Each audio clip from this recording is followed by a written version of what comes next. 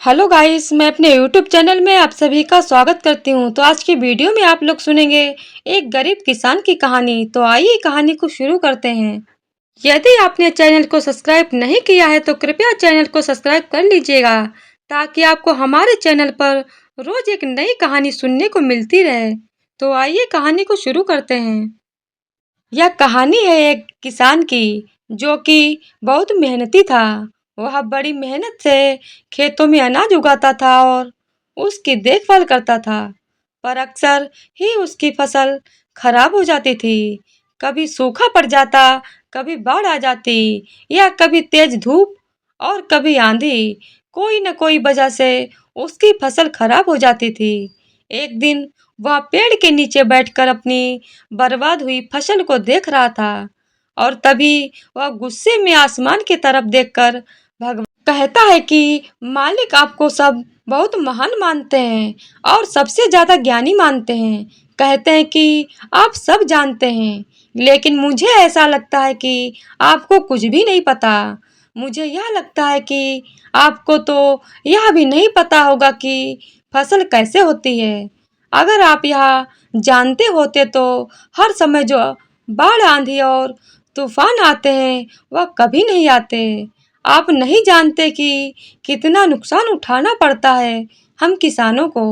अगर मेरे हाथ में शक्ति होती कि जैसा मैं चाहूँ वैसा मौसम हो जाए तो फिर आप देखना मैं फसल को कितने अच्छे तरीके से उगाता।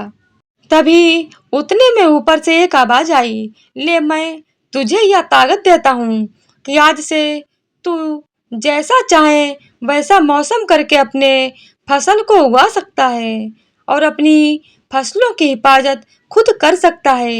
एक दो दिन गुजरने के बाद किसान ने फिर से अपने खेत में गेहूं की फसल उगाई। अब किसान के पास तो शक्ति थी, वह जैसा चाहे वैसा मौसम कर सकता था। तो किसान ने आंधी, तूफान और बाढ़ कुछ भी उसने अपने खेतों पर आने नहीं दिया। किसान ने अपनी फसलों को बर्बाद होने से बचा लिया और उस साल उस किसान के खेत में ऐसी फसल हुई जो पहले कभी नहीं हुई थी। मन ही मन किसान बहुत खुश हो रहा था और साथ ही साथ यह सोच भी रहा था कि भगवान को बताऊंगा कि इसे कहते हैं शक्ति का सही इस्तेमाल। कुछ दिन और गुजरने के बाद फसल काटने के लिए तैयार हो गई।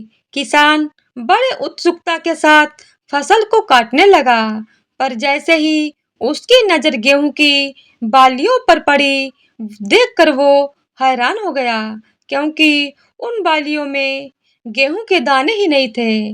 गेहूं की एक भी बाली के अंदर गेहूं का दाना नहीं था। सारी बालियां अंदर से खाली थीं।